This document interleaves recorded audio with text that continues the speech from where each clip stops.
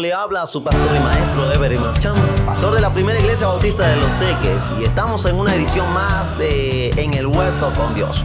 Tenemos unos estudios devocionales, basados en el libro de Nehemías, y hoy esperamos continuar con el capítulo 4. Sería, por cierto, el estudio número 6, así que estamos a mitad de camino ya para finalizar estos devocionales. Son alrededor de 13 estudios y hoy vamos a ver el capítulo 4. Pero oremos al Señor y que el Espíritu Santo nos guíe. Amén. Padre, gracias. Te adoramos, te alabamos. Tú eres bueno y bueno en gran manera. Queremos poner delante de ti, Espíritu Santo, este tiempo de estudio. Guíanos a toda verdad. Que toques el corazón de cada uno de los que están estudiando este devocional, pero también de aquellos que por primera vez lo están escuchando. Bendice a cada uno. En el nombre de Jesús. Amén. Muy bien, amados, en la sección anterior pudimos estudiar la reconstrucción de los muros. Hoy vamos a ver que van a aparecer ciertos enemigos. El tema se llama precauciones contra los enemigos. En la sección anterior nos hablaba de cómo todo el pueblo se sumó a trabajar, excepto un grupito allí que no se sumó.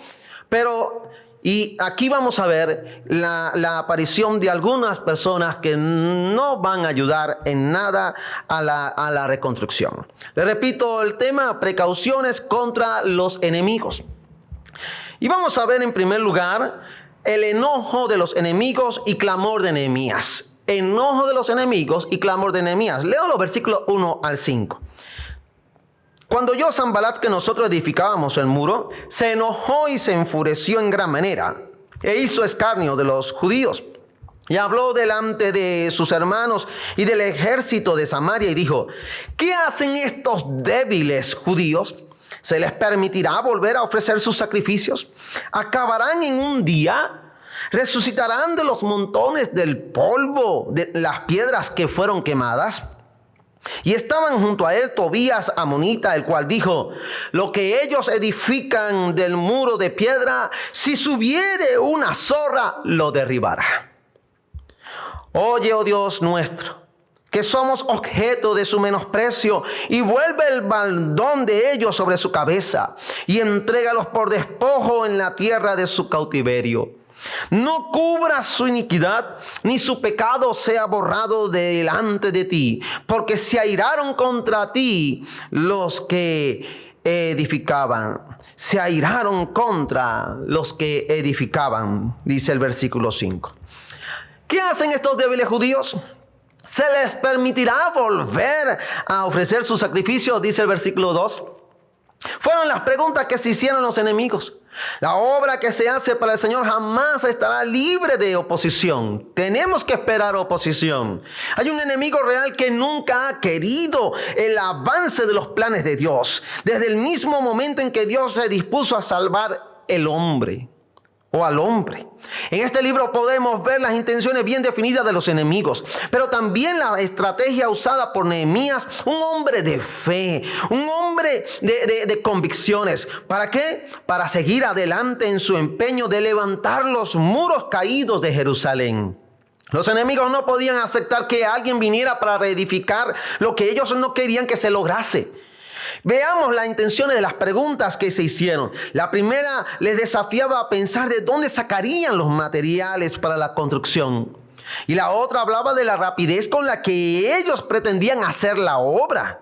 La referencia que una zorra puede derribar, bueno, esta es una referencia que tiene que ver con burla, con escarnio. Se estaban burlando del trabajo iniciado de los judíos.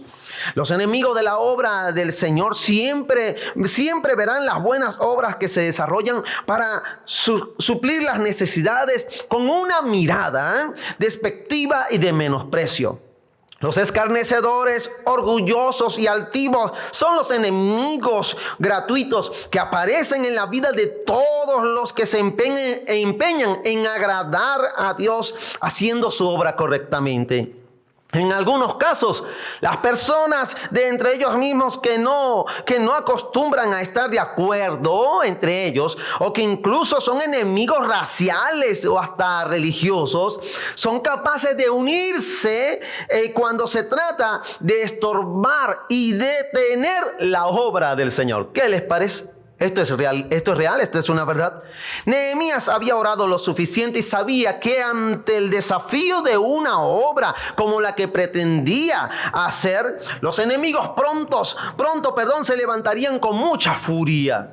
Nehemías conocía los corazones de los opositores y por eso oró previamente. Lo que nuestros enemigos pretendan hacer para detener lo que nosotros estamos realizando con entusiasmo para el Señor, para la gloria de Dios, al final es un gran aliento que nos mantendrá más cerca de lo que sabemos es nuestra responsabilidad. La aplicación de esto, citaba en una oportunidad al doctor Ed Young. Y lo vuelvo a citar en su libro La vida de alta definición. Él dice, el enfrentar la crítica y la oposición es como una danza con lobos. Puede ser una cosa intimidante, desalentadora y decepcionante. O puede ser un catalizador que lo impulsa a correr más rápido y a trabajar más duro. Entonces, usted decide qué es lo que va a hacer con las burlas, con los escarnios. Una de las primeras cosas que Nehemías hace es analizar la crítica y luego se dedica a enfrentarla de una manera inteligente. Se dirige a Dios en completa humildad y con mucha devoción. Notemos que él no le responde a los necios de acuerdo a su necedad. Y la palabra del Señor nos exhorta a eso, a no responder de acuerdo a la necedad del necio.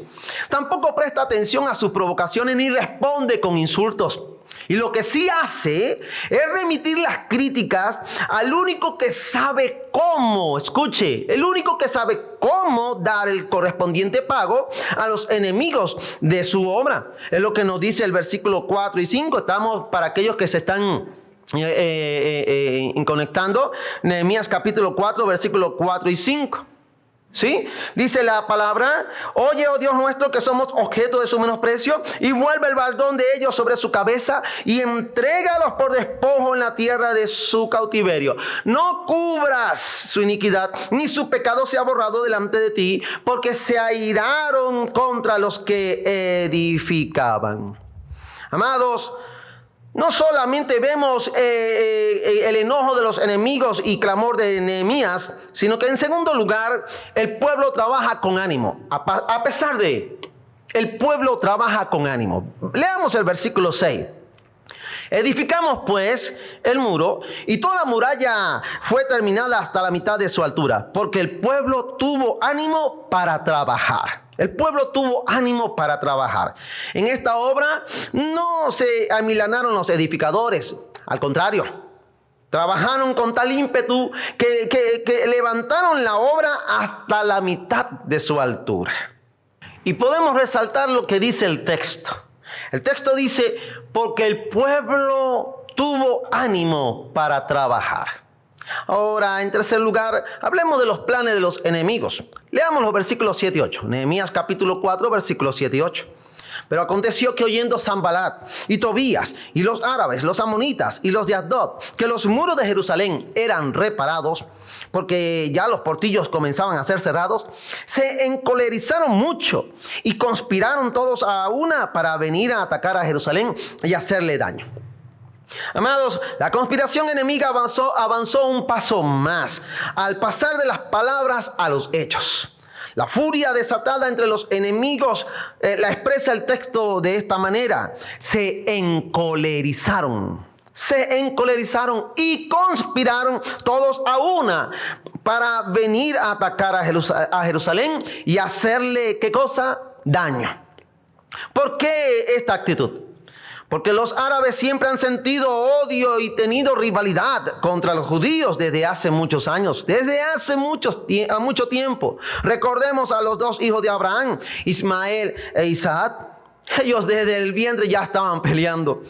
Además, Lo hicieron por la obra misma, ya que ellos se dieron cuenta de que la obra estaba prosperando muy rápido. Pero es aquí donde el aplomo y el arrojo del líder como Nehemías se hacen manifiestos y ponen manos a la obra.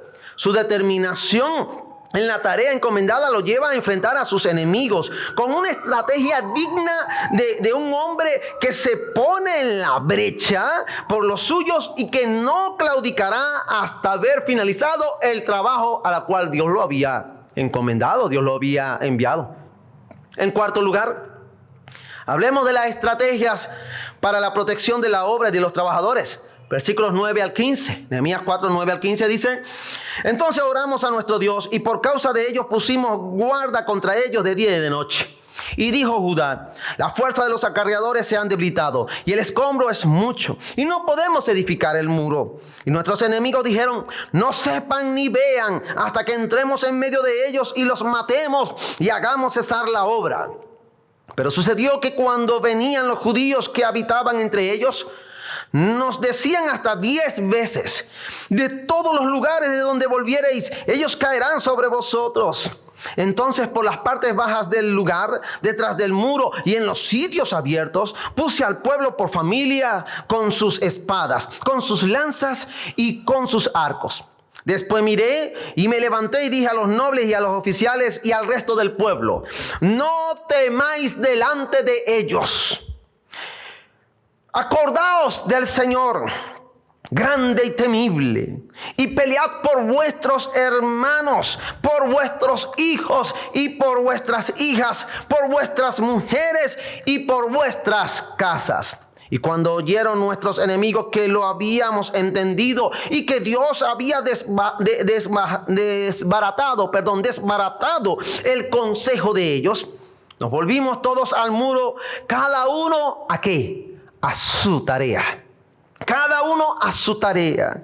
De esta manera, amados, Nehemías se puso bajo la protección divina junto con toda la obra que estaban ejecutando. La presión de los enemigos, las preocupaciones, sus penas, sus temores, y así como la magnitud de la obra de restauración, todo lo presenta delante del Todopoderoso, delante del Señor. Él sabía que su Dios, repito, es el Todopoderoso, el Omnipotente, el Pantocrátor.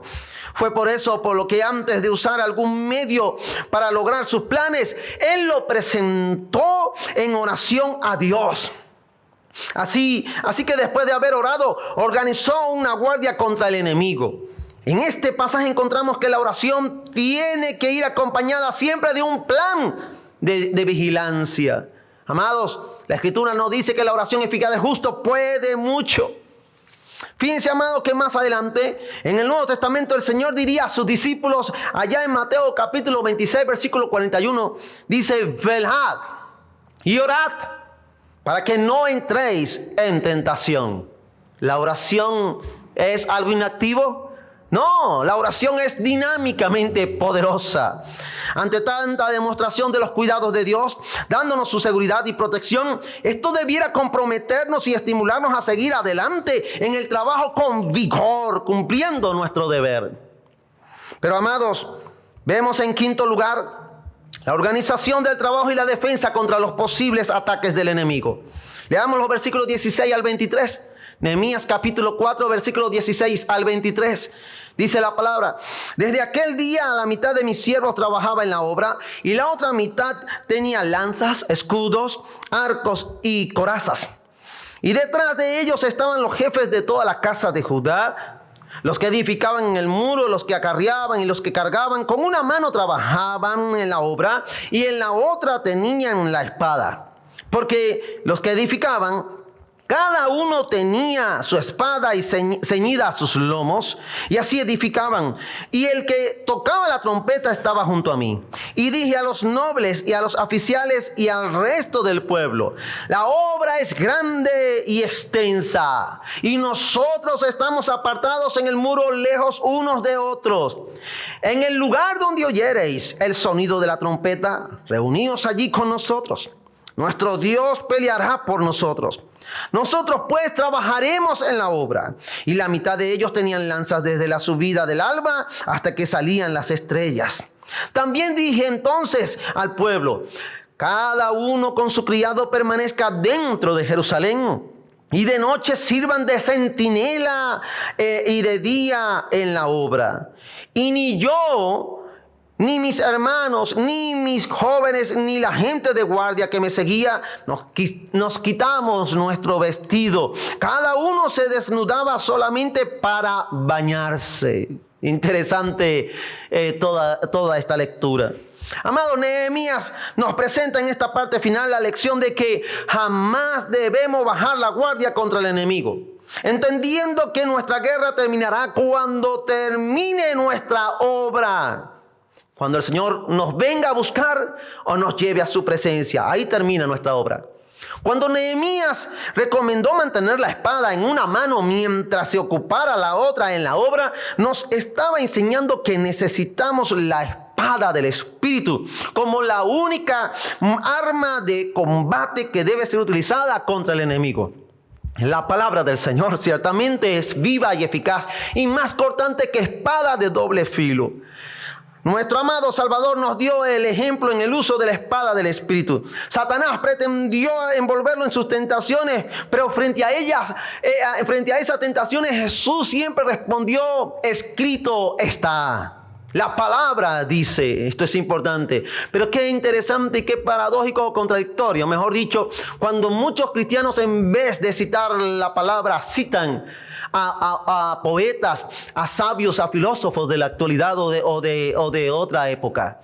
Mientras que entendemos por la palabra que ella realmente es la sabiduría que Dios nos ha dado. Él es la palabra, la bendición de Dios para nosotros. Amados, el teólogo Matthew Henry ha dicho sobre esto lo siguiente: todo cristiano verdadero es trabajador y soldado que obra con una mano y lucha con la otra. Probablemente la buena obra siga adelante con éxito cuando los que trabajan en ella lo hagan con diligencia. Sigue diciendo Matthew Henry: Satanás teme atacar al cristiano alerta porque si es atacado, el Señor pelea por él. De esta manera, tenemos que esperar al final de la vida sin sacarnos la armadura hasta que terminen nuestra obra y nuestra guerra. Entonces seremos recibidos en el reposo y en el gozo de nuestro Señor. Final de la cita de Matthew Henry. ¿Se da cuenta lo importante de lo que es el estudio de la palabra? Tenerlo en mi corazón a través del tiempo devocional en lo íntimo de mi casa, pero también estudiarlo cuando tenemos la oportunidad. Esta es la preciosa verdad de este capítulo 4. Que el ejemplo, el modelo y la actitud de Nehemías puedan ser un guía en nuestras vidas y que frente a lo que es en una realidad en la obra, la existencia de los enemigos con toda su furia tratando de detenerla, nosotros podamos tener la confianza, la serenidad y el aplomo de Nehemías para presentar nuestra causa ante el Señor. Él nos dará la mejor manera de enfrentar al enemigo de su obra. La obra de Dios no tiene por qué detenerse, pues Dios está con nosotros. ¿Y qué dice Romanos 8:31? Dice: y si Dios por nosotros, ¿quién contra nosotros? Amados, espero haya sido de bendición este tiempo devocional. Hoy pudimos estudiar precauciones contra los enemigos. Es el estudio número 6 y lo pudimos estudiar en el capítulo 4. En la siguiente entrega esperamos poder estudiar el capítulo 5 con el tema el pecado de la usura contra el pueblo. Amigo, yo no sé si ya conoces a Cristo. Si no lo conoces, yo te invito a que hagas esta oración sencilla. Señor Jesús, yo reconozco mis pecados y confieso que tú eres mi único y suficiente Señor. Quiero aceptarte como mi Salvador. Amén. Si tú hiciste esta oración de fe, según la palabra, tú tienes vida y vida en abundancia. Pero no solamente con la oración, es necesario que puedas buscar, después que pase toda esta pandemia, puedas buscar una iglesia de sana doctrina y congregarte. Y buscar la comunión con los hermanos. Amado hermano, amada hermana, Si ha sido de bendición este tiempo, y así espero, bueno, danos tu comentario. Escríbenos allá abajo lo que opinas. Si tienes alguna pregunta, alguna duda y podemos nosotros tratarla, pues que lo vamos a hacer en la manera más rápidamente posible. Espero haya sido de bendición. Estuvo con ustedes su pastor y maestro Every Marchand, pastor de la Primera Iglesia Bautista de Los Teques, con un tiempo más en el huerto con Dios. Que tengan un excelente día. Paz de Cristo.